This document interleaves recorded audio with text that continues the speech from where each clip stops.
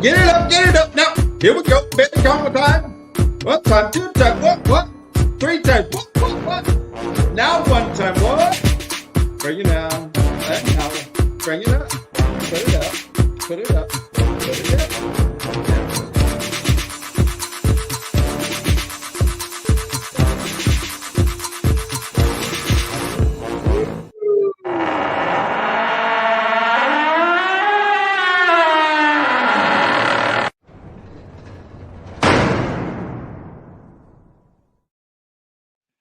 Welcome to Tavern Talk.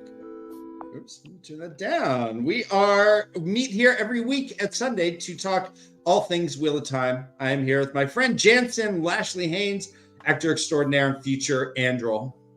I am Ryan's brother Dan. Ryan is not here. There were scheduling conflicts, and Beth is not here because she was working hard last night doing stuff. So it's just us two, right, Jansen? It's just us. Maybe. Go ahead. With you. Say again? Always a pleasure to be with you. Likewise, Jansen. You know what? Luckily, it's not just us. We have a special guest. So I'm gonna bring him in.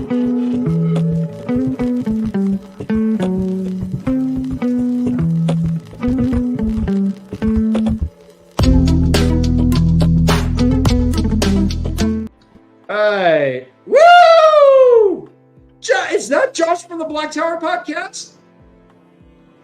No, I'm Evil Josh. Mwahahahaha. Oh, is this the Josh that's part of the Rising Gathering Madness that's happening next weekend? Or I have been affected by the taint. Oh no! On to Charleston, South Carolina, where the madness is gathering once again.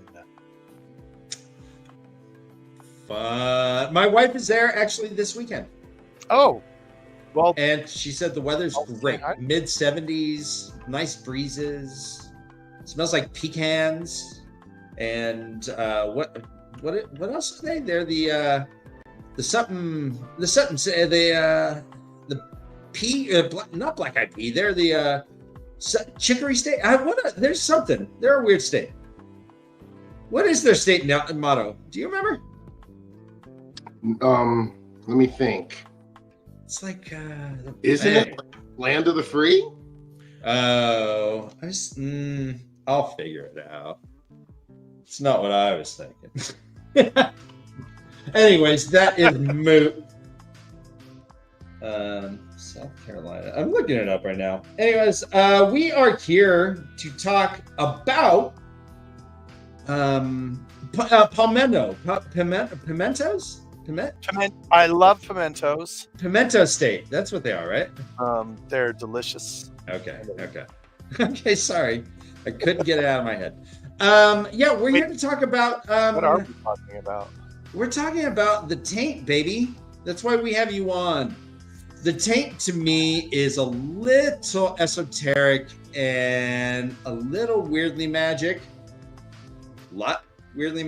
And I wanted to kind of dig into your guys' brains about the Taint, how it was healed, how it was cleansed, all kinds of stuff, and the madness that comes with it. Right, Jansen? Yes. The Taint is kind of like its own character, actually.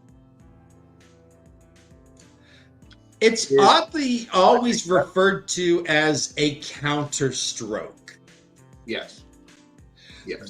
I think that's the only time counterstroke is really used in this book at all, is in regards to the Taint. Well, see, what I think the Dark One tried to do was make SAIDIN the true power before he died. I thought he tried to infuse it with the true power. And in fact, I think that's exactly what the Taint is. I think it's a piece of the true power that the Dark One put on SAIDIN. And the evidence of that is what happens to someone once he uses the true power for a very long time. In fact, prior to book 4, it was even more so because of something that they wrote out of the taint, and that was having it rot your skin and smell bad. Mm. Mm. Josh, what have you always associated as like being the taint itself? We hear so many descriptions of it. God, that really is such a great question. Obviously there's the book answer, which is uh it's an oil slick over a clear pond, right? You can't dip your hand. The water's fine.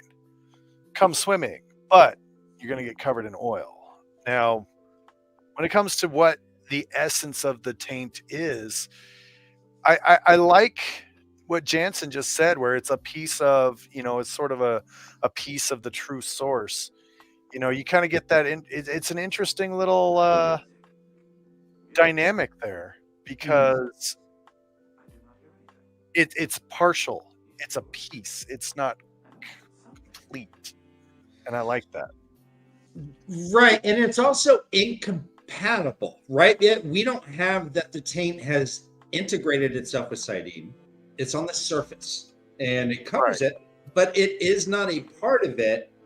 It is just fouling it with its presence. Oh, it's just a weave. Yeah, it's just a weave. The taint. Go ahead. We get a really, really good aspect of someone talking about the taint when Rand, I believe it's the first chapter of A Memory of Light. What is that? The wind blew eastward, or the hills, or something like that. The very first one. The first chapter. We have, because it starts out with Perrin and Rand, and Perrin's telling Rand about him and Fael falling down the stairs in the Wine Spring Inn all the way back in book 3. And they're laughing about Marin Alvear, and Perrin says something like, her looking at two youths sitting there, she didn't know what to do. And he tells Perrin that the funniest, craziest thing about the taint is that it's actually what helped him win the last battle. He tells him that it's the very taint that gave him these memories are going to help him win. Yeah. So it's another part in this entire series of everything turning around on itself. I want to get right with the taint itself. So I want to stay with the physical nature of the taint. And I have been ruminating about, it's obvious right there, the yin, the yang, the Aes Sedai symbol, that balance is needed. The ceiling, or I guess the ceiling of the boar wasn't as effective. All right, let me back up. Would this have happened if the female Aes Sedai had participated with the 100 companions? I don't think we really know. We know that Lews Therin thinks that it wouldn't have. Josh, what are your thoughts? Would both SAIDIN and saidar have been equally touched? I believe so. I believe had that been a joint effort, I believe there would have still been a backlash. That's, once the rabbit's out of the hat, you can't just put it back without gloves on. Yep. So we have these two incompatible forces that run concurrent to each other, the true power and the one power. The dark one controls the true power. The one power itself is from the pattern that is the force that drives the wheel and creates the universe flow, if I'm to understand it right, in a brief sense. So if we're using this power and it touches the dark, was it just the actual presence of the two themselves, like balefires touching? The true power, one power actually touching themselves like this that created it? I'm still trying to wrap my head about how this counterstroke occurred, Well, the 100 companions were all men, correct? So what's interesting there is they had to, when they went and they had the assault on Shao Ghul way back during the War of Power, there was no one linked. That's a good point. They were all coming at the Dark One, one at a time, like all, they weren't like linked. There was no cohesion. And even Lews Therin says that it was a bunch of generals trying to lead an army. He said that during the meeting in Marilor. He said that last time. He's like, he's not going to have that happen. That's why he wanted to be the commander of all the armies in the first place. So that's one aspect I don't think a lot of people talk about that, the War of Power, that assault was done by a bunch of guys that weren't linked, weren't together. They just all haphazardly just said, hey, let's go get them. Well, there was more to it than that, though. Yeah, I know you're right. But as for a basic understanding, yeah, that's correct. I think the thing that separates these two situations, there's two factors that separate the two instances, right? One, the 100 Companions, you're right. They went at it like half-cocked, out of desperation, not really knowing what they were doing, just kind of doing their best. I kind of feel like scientists in the control room in Chernobyl, right? We don't know what's going on. We know that something happened, something went big boom, and now we've got to figure out how to fix it, not even knowing that one of their reactors was spread halfway across, Russia. This is the 100 Companions, right? Okay. And then at the end of A Memory of Light, we're full spoilers here, right? Yeah. At the end of Memory of Light, what did Rand do? He had SAIDIN, he had Saidar, and he had the true source as an insulator between SAIDIN and Saidar. The true power. The true power. The true power. Yeah, he had that as an insulator so that any backlash would go to the true power and not SAIDIN and Saidar, if there was going to be. But the Dark One's not going to taint his own power. No, exactly. And you can actually see where Rand got here to using it that way, going all the way back to Damar Flynn. When Damar Flynn saved Rand from Paddan Fane in the Crown of Swords, right after he had the fight with, what was the guy's name? Torum Rioton. When Paddan Fane came out and slashed him, he didn't heal him, he buffered him. And then Rand did the exact same thing again on his own grave on the top of Dragon Mount. And this is just my interpretation of it. I think he healed himself, his madness. When Nynaeve went to look at it, she saw that beam of radiant light between all of the pokers in his head. I think Rand did that to himself. Because when he did that to himself, he was whole again. Right after that whole moment, after everything, all the clouds, and Perrin saw it, Perrin was the witness to it. And when he crashed down, SAIDIN on top of it, he changed himself. Yeah. And I think that's when he healed his madness. And he healed it with a buffer, not like Nynaeve could do it with Saidar. He healed it with a buffer like men do with everything else. He also did that in the last battle to buffer the Dark One. I think he used it buffers the whole time. I think it was a progression of it. At least that's my interpretation of it. All right. So if we talk about the true power being a conduit, right, between the two and insulation between the two so that they don't interact. Right. But is the true power itself a little tainted on its own? It has to be. And so, I get, because the taint itself is just merely a reflection of the Dark One's touch. Yeah. Well, and that's kind of the thing, though, is even when you have permission to touch the true power, you develop eye problems. But we don't know what those. So, do we know what Sa'a actually does through a first-person point of view?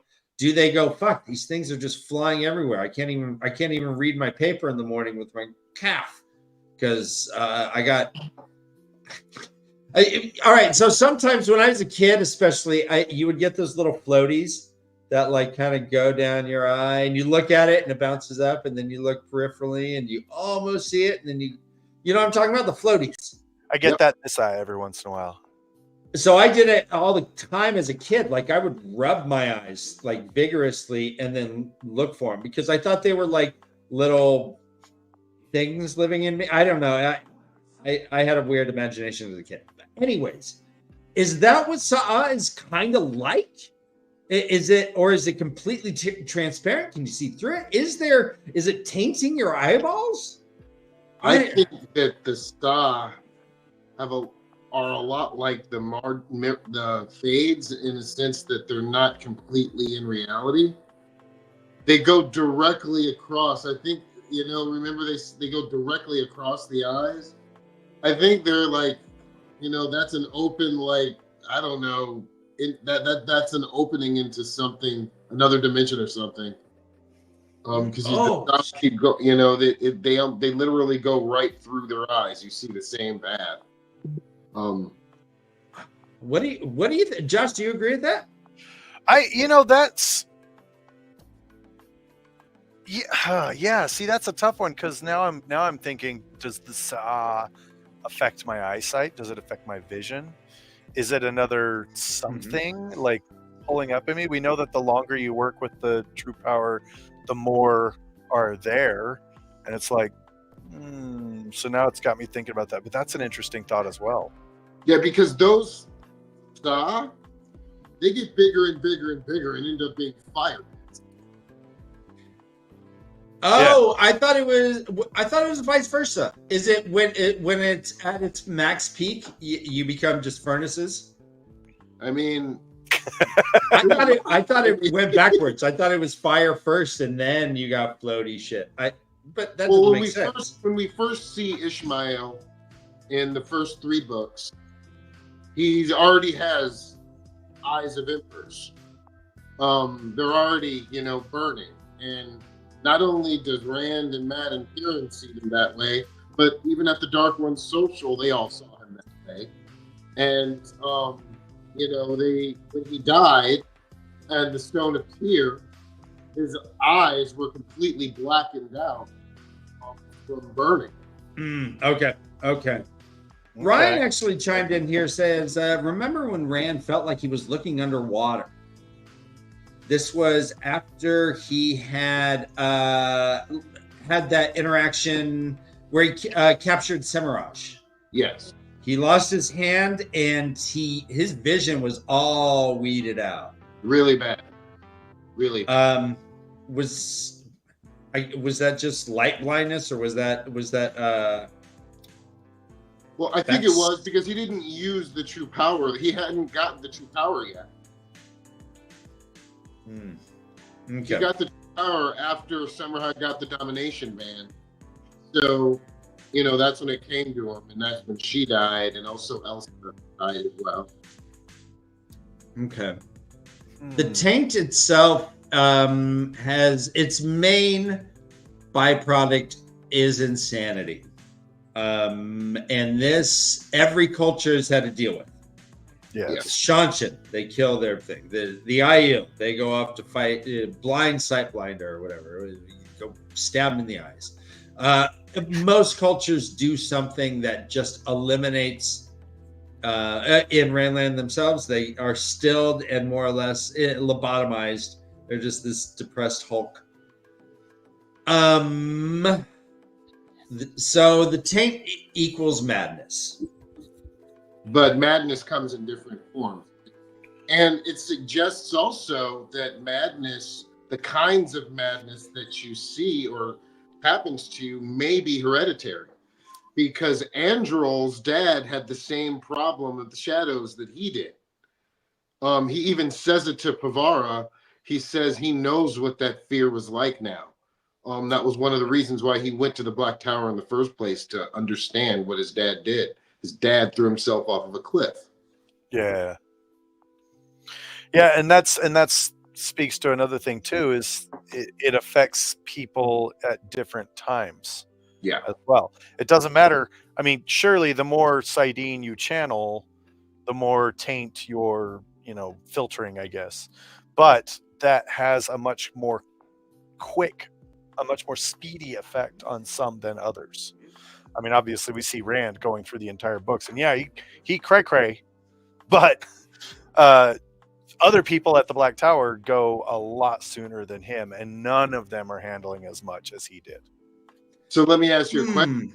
Do you think that Logain getting gentle buffered him to make it to the last battle? Yes.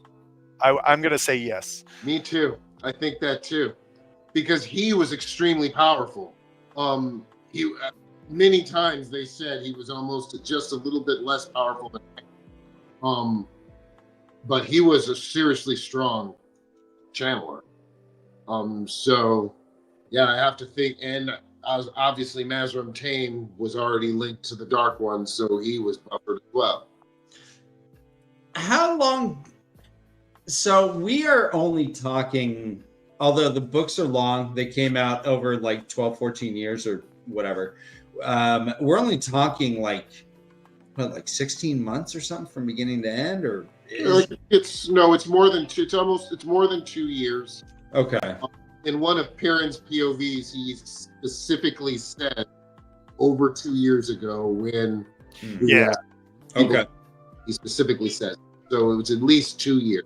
Okay, that helps. So, Josh, how long do you think before the taint itself starts causing madness? Oh, and one other question: is that sickness that Rand had, that euphoria, delirium, was that a result of the taint or just channeling itself? I think that was his first touching of SAIDIN. I think that's when Moraine was describing, the channeling sickness. I think that's what he had. I think he had channeling sickness because he learned to channel on his own. And quite frankly, we're lucky that we didn't have a Dragon Reborn with some kind of block. Exactly. We got a great prequel to what was going to happen to Rand right in like the chapters right before in Listen to the Wind. Yeah. Because Moraine tells Nynaeve exactly what happens and all the things that happened. Nynaeve goes back in her head and said, "Oh my God, that happened to me. That happened to that girl." And she could listen to the wind, and then all those things proceed to happen to Rand. Him getting sick, all those things like the chills, and all those things happen up until when Millie Skane comes in to try to kill him and Matt. And I even love on the spray when he's up top and he's like, "Woohoo! I'm gonna just do it. I'm gonna do some jumping and some yeeting." And Tom is like, "You're freaking crazy. What's wrong with you?" That's a scene that would have been lovely in the show that we'll never get to see. Yeah, that would be good. Right. Yeah. Gosh, yes. Yes, that scene would have been rad, Jansen. But I will tell you this. I guarantee we get a scene kind of like that. Interesting. Because we're going to get a big dose of the Sea Folk and the Aiel in the next series. And I believe what they are doing, they are taking small pieces from the books and putting them other places. The very first time they do it in the series is when Maren Alvear on the show Maren says, what does she say? She says that wars are fought by foolish people for foolish causes. She says that Rand and Egwene, but that's what Tom says in the chapter "The Gleeman" to the heroes, and they still used it. They took it up, but they used it. So I think we're going to see something like Matt maybe on the top of the spray or something like that. We'll see somebody up there. Though. It's too good of a scene for them not to use. Hopefully. You segued me perfectly, though, Jansen, because let's talk about how the taint is portrayed on the show. We haven't really heard taint. We've not heard that phrase. Exactly. And that's good for the show. We've heard madness. Or corruption. Yeah, or corruption. Said, well, the very first thing we hear in the very first or second scene of the entire show, Leandrin says the madness has him already. Mm-hmm. Mm-hmm. And so let's get to it. It's a hippie that's running with another hippie, and they run into a cavern wall, and suddenly we see that it's only one hippie. One of the hippies was pretend. But have you noticed it's the same guy? Oh, I didn't notice. It's the exact same guy. He's just old. Yeah. It's awesome. I thought it's old hippie and young hippie, but it's the same. It's the exact same guy. We have old hippie and young hippie, and then we have Logain himself that has two twiny dark snakes whispering about his sister and all this stuff. Oh, it's just like yourself. Fuck them, right? And that's a great point that you said that, because that's them showing the madness two distinctly different ways. Because I'm very interested how they're going to have Alexander Karim, I think that's his name, the guy who's playing Lews Therin. I'm very interested to see how they're going to have him showing up, because he's going to be he's a really, really good actor, so I'm really glad that they're going to have that for him to help. We already have a Lews Therin guy. As powerful as SAIDIN. Yeah, that's I SAIDIN. There's your boy. There's your boy. That's awesome. So we do see two different versions. We see an actual person, and we see the wisps. Now we've saw the dark wisps around Rand when he was channeling a little bit. Are we to assume that Logain's madness is not as well developed as the hippies, and the hippie who got stilled was way blown and had like an actual imaginary best friend, while he just had two like Ursula eels, flotsam and jetsam, whispering? I actually, I loved that part of that aspect, how that was used in Logain. I thought that was really, a really interesting and cool way, creative way to use it. But I also liked the double, and they needed to do that because they didn't want to show so much at the very beginning. Yeah. I liked. So what it does is it opens it up for it to be a lot of different things. Like, and when and if they do get to a black tower, it's going to be a madhouse. Like a mad compound, you mean? Yeah. It's going to be like Arkham Asylum or something. It's going to be nuts. I guess. Go ahead. I was just going to say, I think it's an interesting distinction between the two, because you have what could be the same flavor of madness. You have what could be two different flavors of madness. The gate is wide open on that still, and there's a lot of tantalizing possibility. Yes. Mm-hmm. I tend to think that they would have it as a constant progression. I don't think that they're going to have all different manifestations of madness. I think it's going to be, you're seeing the snake people. Oh, you're like half mad. Oh, you're seeing an old dude who looks like you. Well, you're pretty mad. They do talk about that in the book, and I think it's in Path of Daggers, when one of Tame's toadies, the first five that tried to kill Rand, one of them comes to Ilion or something to meet up with Rand and talk about the Shanshan. and they talk about the madness. And Rand asks them how many are going mad, how many are dying, how many are like this.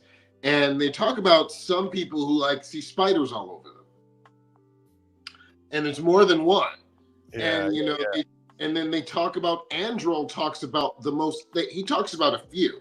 We call that body saw, by the way, the spiders. Yeah. Androl says the most common one. He even he goes this in depth. He says the most common is the dregs, and that's the one that Evan, he's the one that he started manifesting, and what actually saved them later on in the Memory of Light when he used it against them. And that was the dregs, the one where you just don't trust everybody.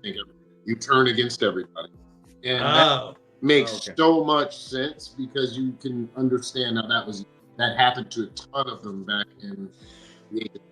Well, and you see Luz Theron, who he has that, right? He has, oh no, so I'm surrounded by enemies, destroys everything, and then is immediately oblivious to what he's just done. And then yeah, in fact, Luz Theron only says to Rand in his head that he likes one guy. And Rand stops up short when he's like literally going through the city and he's like, what? You don't like anybody. And that was Raramon Santiago. And Luz Theron says he's honest.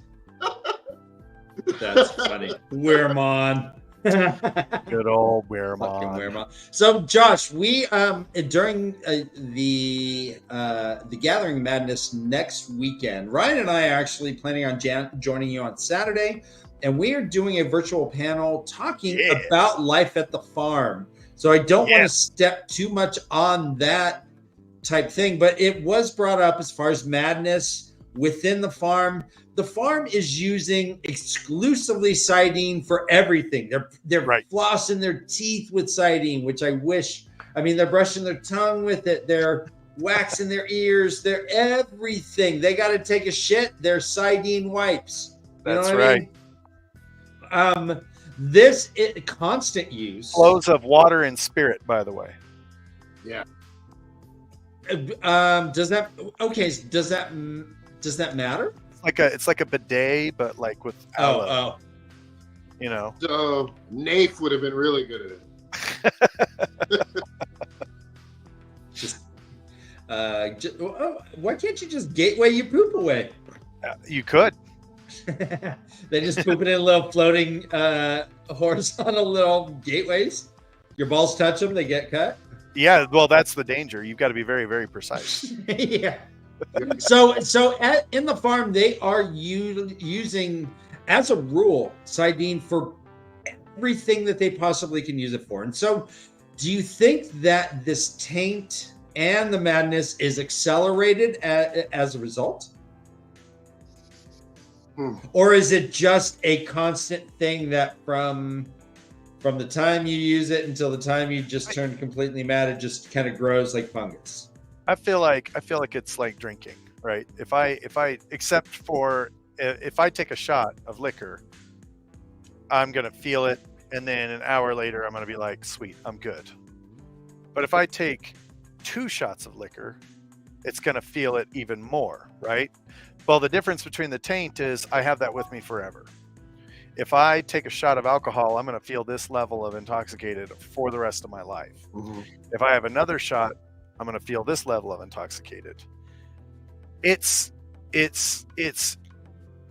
strange sort of measure because, once again, genetics are different. People are different. Some people have a better tolerance towards alcohol. It would stand to reason that some people have a better tolerance towards taint. So, you know, where do we go from here? What do we do? I don't know. It's just some people have a higher taint tolerance. Jansen, do you think that there's anyone genetically predisposed to, I guess, not have the taint affect him as strongly? I'm not sure. Well, now, if you think about it, because remember when Nynaeve healed Nafe, when I said Nafe, that made me think about him because she was the first one who Nynaeve healed madness. And when she did it in her POV, she said that it was very, very similar to compulsion. And she said to herself, is that what the taint, is that what this is? The Dark One's compulsion. She compares it to compulsion, and she removes it. So that's in her, if that's true, that suggests that when someone gets the taint, they're given something, because when it was cleansed, it was still left behind. So it just gets stronger. That could go back to, you know, that the taint is actually a weave that the Dark One flicked out. Yep. And said, "Ah, here we go. Good job. Good luck for you." And because he had open access to SAIDIN, because he was being touched by a SAIDIN, Counterstroke. he had access to it, and he put out a weave of some sort that allowed that to happen. Well, the Dark One does weaves, you think? Of course. Well, he did with Rand. Yeah, of course he does weaves. Does the creator do weaves? Huh? Does the creator also do weaves? Is a weave. Very end of, we see it at the very end of the entire series. Yes. Okay. That's how Rand lit his lighter. I mean, it lit his pipe. There was no weave. There was, exactly, but the thing is, there was no weave, but it was the counterpart of the true power. Everything in the Wheel of Time. Well, Jansen, does Perrin need to weave anything to control his environment in Tel'aran'rhiod? No. No one does in Tel'aran'rhiod. Ryan and I kind of share the thought that Rand became the world became Tel'aran'rhiod to him. If he wants to go to the top of Dragon Mountain, he can just go just think himself there and do it. Like, to us, he's like a demigod now. I mean, aren't they all demigods? Pretty much. Well, but you're avoiding the power of ta'veren compels you. No, I think that I think it's I stay true to the thought, the idea that Robert Jordan wrote this and made everything have a counterpart. And the only kind of thing that could be possibly the counterpart to the true power is the manifestation of the power that Rand manifested at the end. It has to, if not that, I've even come up with another theory that it's so balanced that everyone, and I mean every single character in the entire Wheel of Time, has another character in the Wheel of Time with the exact same name. Interesting. I've come across it. I've come across, no lie, at least 50 different times where I was like, oh my God. Yes, I'm telling you, there's even another Egwene and another Nynaeve too. There's another Rand in the entire series. There's another Perrin. There's another Matt. Like understudies, just in case someone had to step into the role? The only other one, I have not found another Rodrivar Tavera yet, but I'm still looking. Is there another Elias? Yeah. Who's that? He's a townsperson. Like, I'm telling you, there's little excerpts where people say a quick name and it's like, what? You go right over it. And you have to really pay attention. But there's a lot. So Janie kind of makes the point I was trying to make. I always assumed that Rand just didn't need the power anymore. Well, that's definitely true of the ta'veren-ness.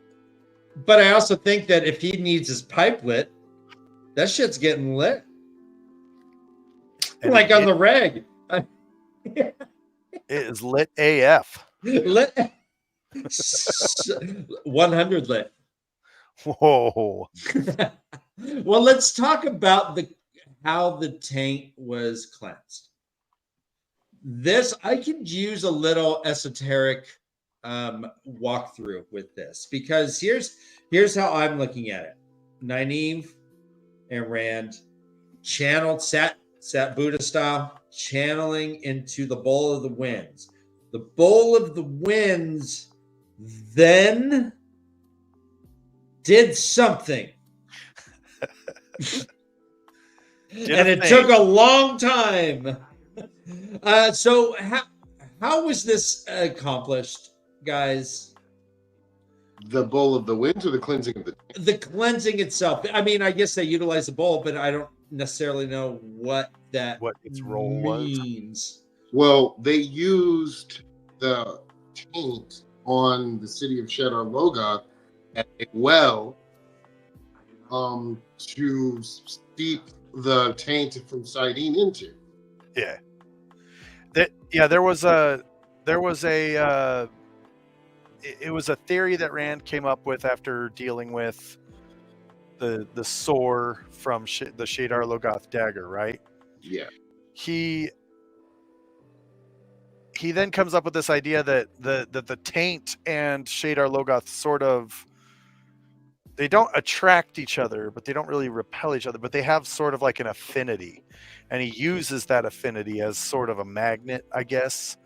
I don't know, but there's a funnel.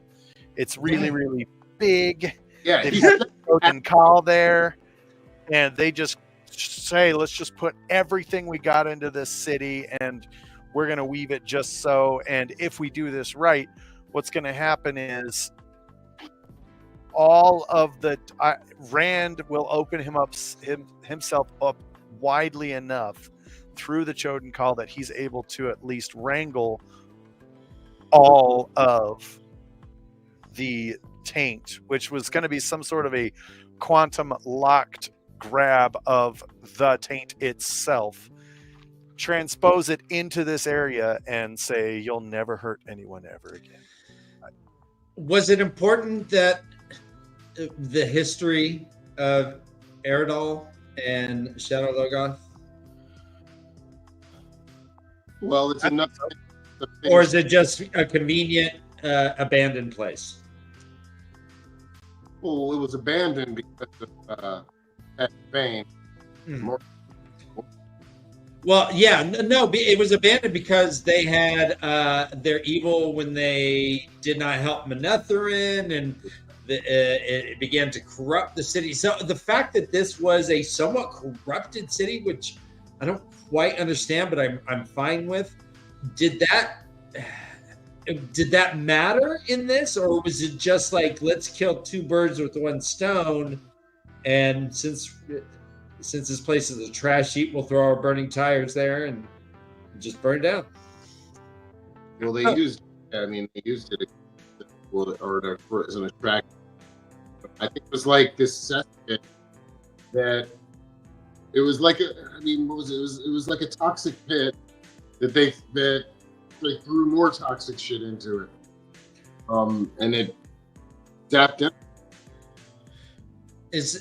So was Nynaeve Saidar like a tube or funnel, or was it like a filter or a sieve for SAIDIN going through the evil of Mashadar?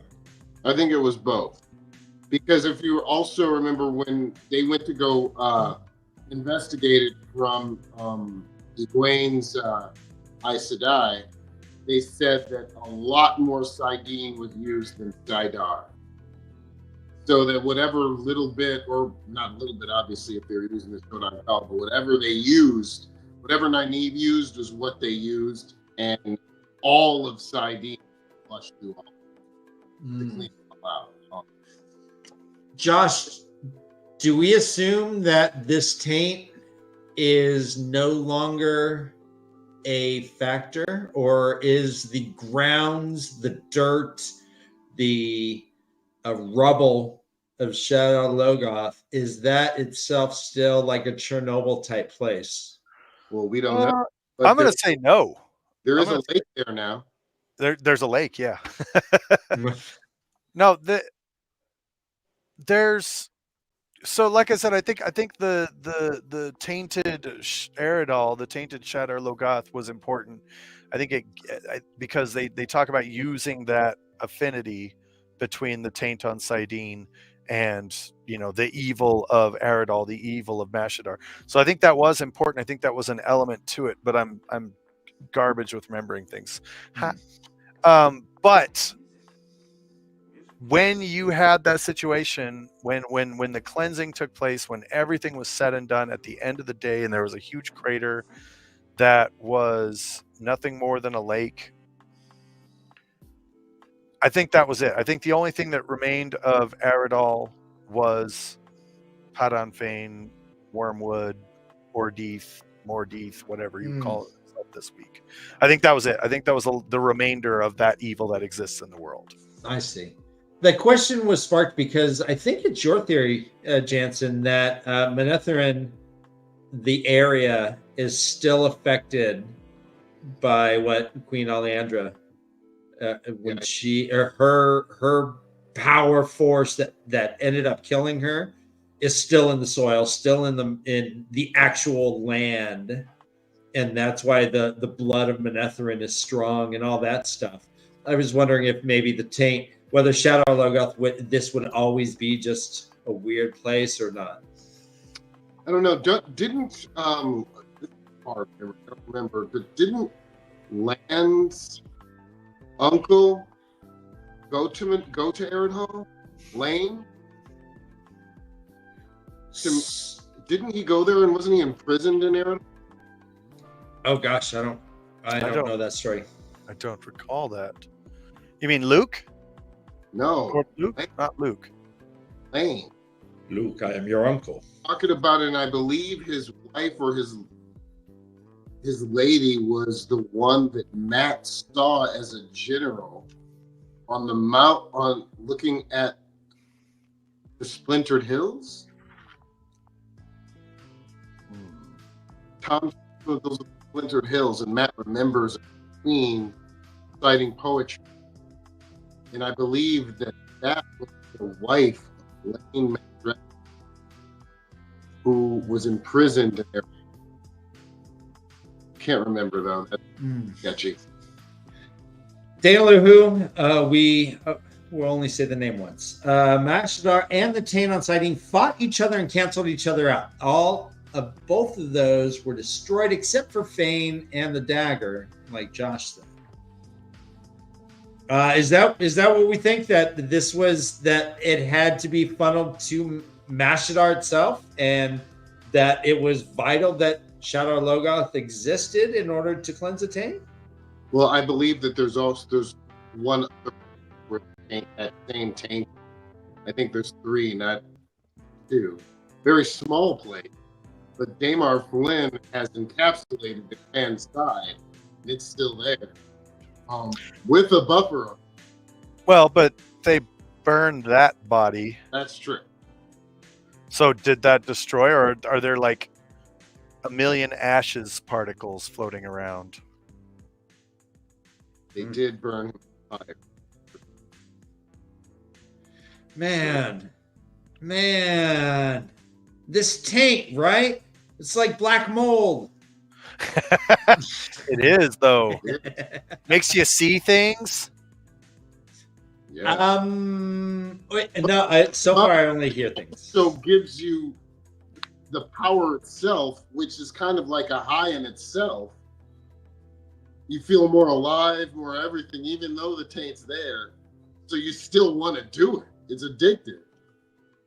And it's making you insane, crazier every time you do it. So that's got to be nuts. Man, so yeah. But not anymore. And I like how the story addressed that, and it was like Rand's like, I cleanse the taint, and they're like, okay, buddy. What,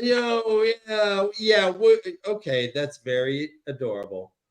You're cute, but you didn't cleanse the taint. He's like, no, I really did. But anyone who can vouch for it are madmen. And so he has no reliable source to back him up because of the madness inherent. True, but by the end of A Memory of Light, the majority of the Ashamen were taintless. That's true. Anyone who they went and recruited after they cleansed the source had no taint whatsoever. Andrew talks about it with the 2 Rivers men. Yep. None of them had the taint. They were all completely clean. Well, Because I guess let's go ahead. kept on. The recruiting efforts kept going even after the cleansing. Mm. And so you had a lot of people that just never experienced it. Went to the tower terrified. Probably half of them didn't even believe that it actually was clean. And then went, oh, I guess I'm not going to go insane and die. Yeah. Right. Right. But every one of these guys, I mean, going to bed at night when it's all quiet and you don't have a set like a ocean machine to block out all your thoughts, and you're just like laying there with a bunch of Ashaman and the snoring, and you're like, oh, we're all gonna die of madness, aren't we? God. I would be like if I heard something, I'd be like, was that a hallucination? Probably. Fuck, I'm dead. I'm gonna die next week. Oh, my heart is racing. Oh no. Welcome. I feel like you would have had like one day where, well, I mean, it's the end of Winter's Heart, right? Where you've got the Ashaman at the end of the book going, it's clean. And like, that's the end of the book. So I can imagine, like going to bed one night, waking up the next day, feeling the massive amount of the power being channeled and going, what is going on? There is a nuclear warhead going off. Yeah. And like, just what they talk about it going on for like a whole day or like 2 days or something. Yeah. Well, they all knew that it was, and everyone thought it had to do with the Forsaken as well. Yeah. Right. Because nobody could channel that much. Yeah. And then like you wake up one morning and you're like, okay, breakfast time to fry up my eggs. Wait a minute. What? Something's weird. Is this, am I insane? Did I go insane? Or I hope I didn't gain an affinity for the taste of this. It would be like every time you took a shower, it was just freezing cold water. And you're like, all right, I got to take a shower again. And then you're like, wait a minute, this is glorious, 100 degrees, perfect. I feel awesome. And there was one other person that could not channel that saw it as soon as it happened. Matt. As soon as it happened, Matt saw a fountain of colors, and Nynaeve and Rand sitting there. Oh yeah. And it didn't happen to Perrin the same way. Someone said something was channeling, and then he heard Rand's name mentioned. Then because of the link that they all had, he saw Rand and Nynaeve sitting there. Is that when the color started? No, the color started before that. Oh. Yeah, the colors started before that. This is toward the end when they were like having clear visions of each other. Yeah. Was peeping on Min and Rand all the time. I guess let's jump real fast into the healing that you had referred to earlier, Jansen. So Rand healed himself of madness. Yes. He put a bolt. I don't know if he didn't heal himself. He buffered himself. Oh. Yeah, oh. His taint was still intact. Yeah. He even tells Perrin, I'm mad. I am mad. It's these memories that make me mad. He's like, the craziest thing though, Perrin, is though it's the taint itself that gave me these memories. So it's going to be the taint that helped me beat the Dark One. And so, yeah, it was, I think he buffered himself. He learned from Damar Flynn, used that light to buffer himself, that Nynaeve saw. She saw the light. She said it was, buffered by some radiance.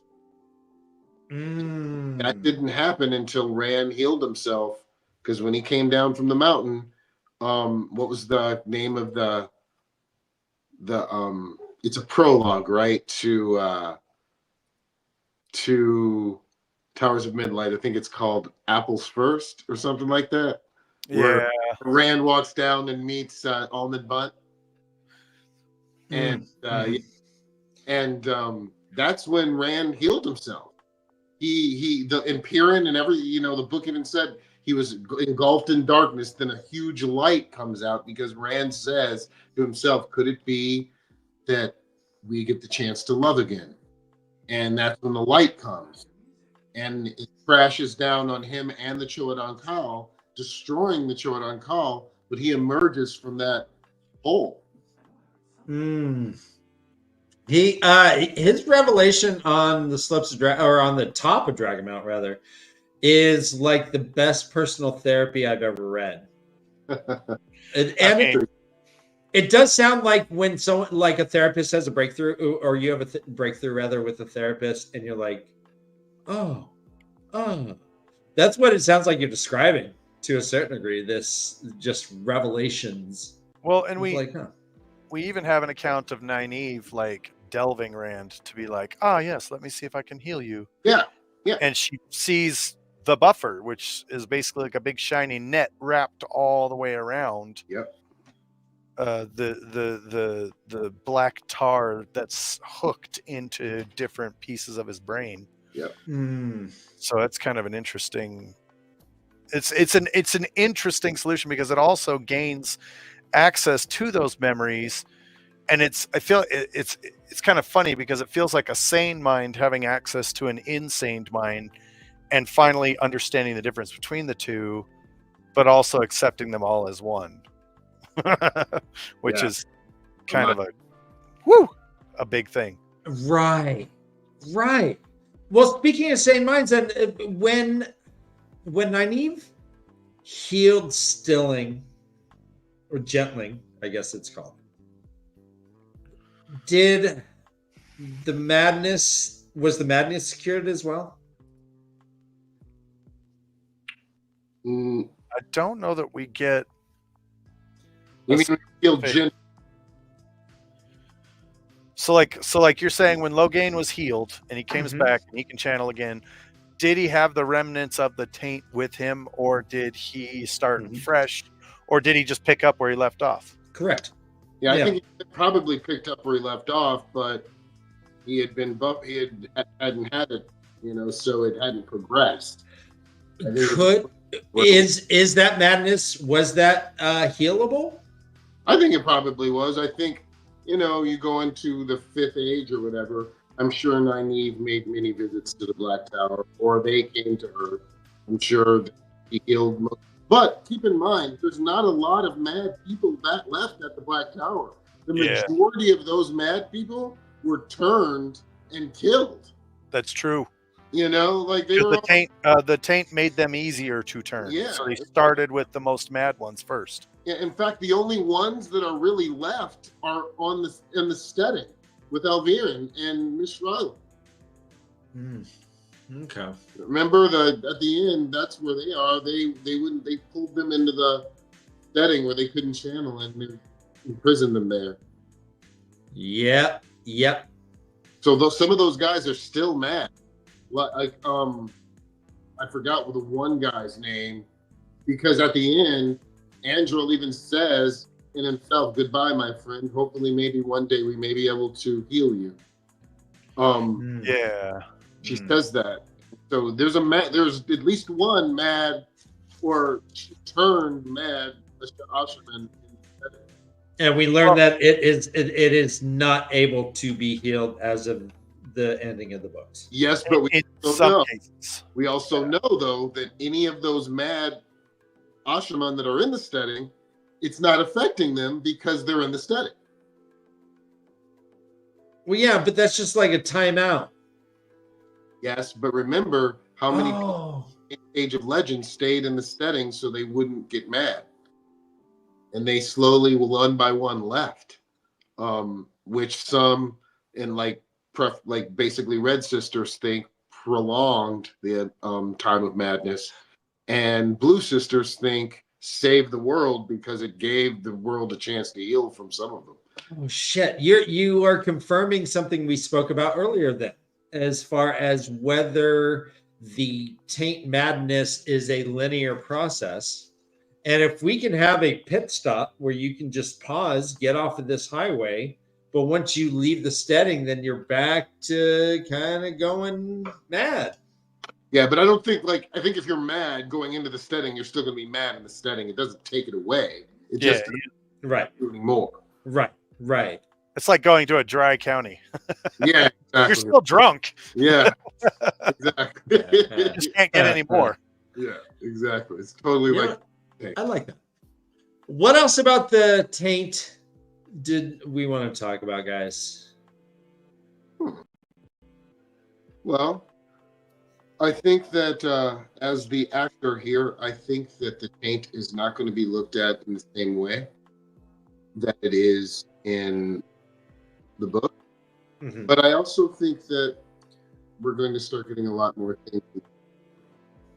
Honestly, believe that they did everything that they could within monetary reasons to make as many people, specifically the book readers, as happy as possible. And I think we're going to see at least that effort. I'm not saying we're going to get something that everyone is going to like, but I think we're going to get the effort of trying to produce. We're definitely going to get Luce Theron as like the introduction to personal madness, right, Josh? One can hope. Yeah. One can hope that there's a line of continuity that I hope they maintain there. Yeah. Yeah. I think we're going to have to, because of the way that they have to progress everything so quickly.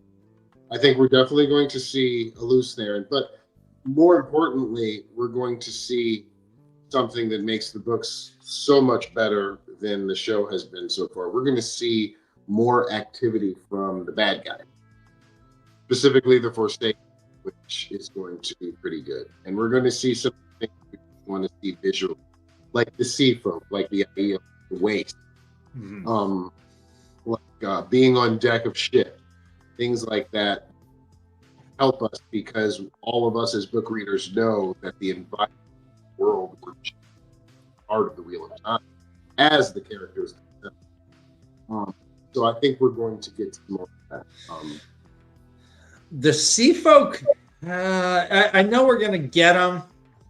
And it makes the world bigger knowing that there's other cultures across the road, or across the pond rather. But gosh, that seems like it's going to be expensive for not a whole lot of payoff. I don't think so. I think they can do it cheaply now, and they're going to do it in this way. If you remember the first season when they showed the White Tower, it didn't look like this sprawling like place of like mysticism and crazy things happening and just warders and just this big place. They did that very, very well the next season. They made the White Tower seem way bigger, way more things happening. You know, it just seemed like a bigger place. They can do that the same way with very little cost. And they do that with wider shots. They do that with different angles. Like, you can have one room that can turn into like 24 different places if you do it right. So I think they're going to, and the fact that our characters are going to be splitting up this. Yeah, but what do they do? We have the Bowl of Winds, and we have them bringing stuff to Tyr, or to Eridomen from Tyr. I mean, their role in the overall thing isn't that high, and it seems that the sets themselves would be kind of excessive for, I don't know. I agree with you to a certain degree, and I hope that they keep the story as close to what we have as possible. But gosh, if you're going to get rid of a culture, phew, we already have seafarers from the Shanshan. Sea folk won't be there at all.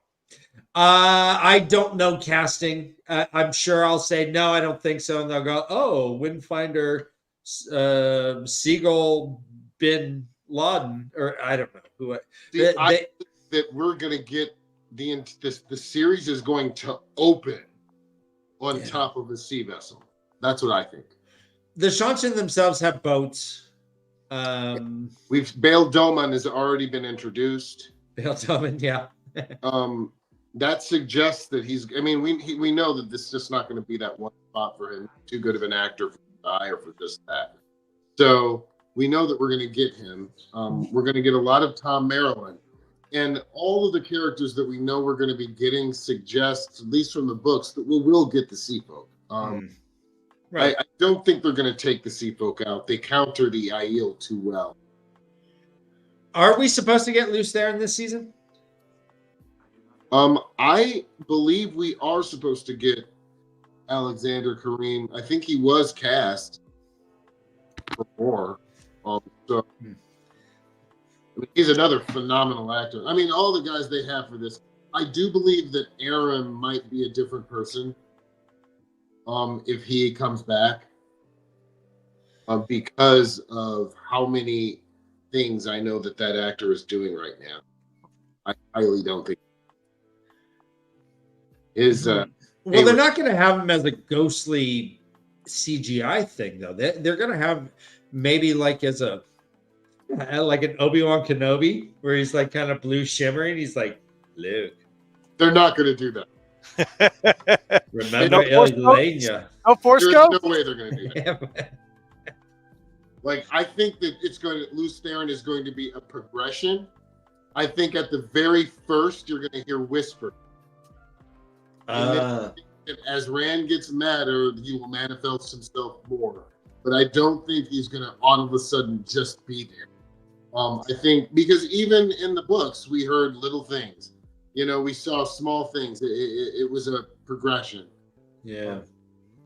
Josh, do you think that the taint on Rand in the series is going to be something that becomes more and more pronounced when he channels? Is he going to have more and more dark shit around him? I sure hope so. I think so. And I think so. And you know why I think that even more? Because of the actor. Every single casting that Yosha has is as the bad guy. Or as the I'm not kidding. Yeah. Even in Gran Turismo. Yep. He was the bad guy. You know, Yeah. he's made to be the bad guy. He's a good one. He's a good bad guy. But I think that Rand is going to be way more sinister, way more badass even. And yoked. Have you seen Yosha lately? Oh, he's yoked as hell. Fuck, man. Chill. Ooh, bro. Lay off the proteins and the hormones. If you go to Gold's Gym in Hollywood this very moment, I'm not BSing you. You'll probably count 30 people you've seen on TV. Nice. That's how serious they are, man. Like, I'm lazy. I have kids. It's tough, man. Even trying to do this Peloton every day is not working. Do you have a favorite instructor? I just use the woman with the diabetic lady. Diabetic. All right. Yeah. Okay. I just know she's Latina and has a diabetic thing on her arm. Pedal beaties. Yeah, but usually I like to just travel through like places that I've been before. Like there's a hike in Eugene, Oregon I've been on that I bike through, like Europe. Oh, nice. Stuff. I just try to get on for 20 minutes and get off. Nice. Well, Josh, let's go ahead and wrap. Let's put a bow on this, unless there's anything pressing you guys haven't talked about. Good little one. I really like talking about this. We got some good places, and we hit some places I don't think I've ever heard anybody else hit. So I thought that was good. We always just say, the Dark One did a counterstroke, and it's going to talk about like, all right, what does that mean? Let's define our terms and figure out what the heck he was trying to write, and kind of dissect it. And you guys are like the funnest guys to do that with. So this is awesome. Thank you. I know. Josh, so the Gathering Madness has occurred for how many years now? Gosh, I think this is the fifth or sixth one. I'll have to double check. The fifth or sixth one. Yeah. And define how did this start and what are you doing? So it's an annual celebration of when the Black Tower podcast started up. And we thought, you know what, let's have a party to celebrate the birthday of the Black Tower podcast. And it was started in October. And that's what we've been doing every year since. And it's gotten bigger and bigger and bigger. And this year we're going to Charleston, South Carolina, and we're going to do the Wheel of Time tour. It's going to be awesome. Wow. Man. When are you guys doing that? Next weekend. You've been to Utah before. You've been to where else? Did you we've done in LA, we've done in Utah, and we've done it in Utah twice. We've done it in LA twice, and we've done it in North Carolina once. So I guess this will be the 6th year. Awesome. Awesome. And I know that you do have some very dignified special guests coming. Yes, we do. Dr. Michael Livingston will be there, and Maria Simmons will be there. Wow. Yeah, that's awesome. Yeah, we're gonna be, and there's a chance we might get to meet Harriet as well. So we're pretty excited. Harriet adores the Dark Lord. Every once in a while, yeah. Yeah, so you should be good. Well, good luck this weekend. I can't wait to talk with you guys about the farm. I hope I love what you're doing. I love the taint. I love everything that you guys have kind of put together. I'm really kind of fond of, man. Well, thank For you. real. I Yeah, appreciate you guys do things well. And your conversations remind me of our show in that we try to just kind of nitpick and get into the weeds a little bit. Get to the marrow. Get to the marrow. Yeah, gnaw the bone. Jansen, what do you got going on, baby? Not only thing I'm enjoying right now is I've been an extra on the show for All Mankind for the past 2 weeks. I am playing a Mars peacekeeper. Actually, I'm Sergeant, which is cool. And it's an interesting show. I've never watched it, but I know what happens in the 15 minutes that I'm. What is it called again? And where can we find it? All Mankind. It's on Apple TV.